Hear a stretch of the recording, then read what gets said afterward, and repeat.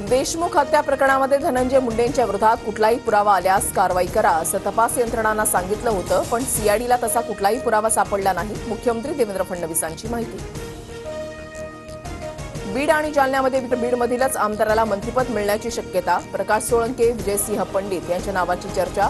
मराठा आमदाराला मंत्रिपदी संधी मिळण्याची शक्यता, सूत्रांची माहिती. महाविकास आघाडीच्या सर्व आमदारांची आज बैठक. शरद पवार, ठाकरे, वडेट्टीवारांच्या उपस्थितीमध्ये बैठक होणार. यशवंतराव चव्हाण सेंटर इथे बैठकीचं आयोजन. आदित्य ठाकरे आणि मुख्यमंत्री देवेंद्र फडणवीसांमध्ये सलग तिसरी भेट. गिरणी कामगार आणि बीडीडी चाळ संदर्भात ठाकरेंच्या शिवसेनेची मुख्यमंत्र्यांसोबत चर्चा. अक्षय शिंदे एन्काउंटर प्रकरणामध्ये सरकारकडून उत्तर नाहीच. पोलिसांवर गुन्हा नोंदवण्यात टाळाटाळ. सरकारच्या भूमिकेबाबत उच्च न्यायालयाकडून नाराजी व्यक्त. पालकमंत्री एकनाथ शिंदेंचा ठाण्यामध्ये जनसंवाद उपक्रम. आनंद आश्रमातून उपक्रमाचा शुभारंभ. पालिका हद्दीतील नागरिकांच्या समस्या, तक्रारी सोडवण्यावर भर दिला जाणार.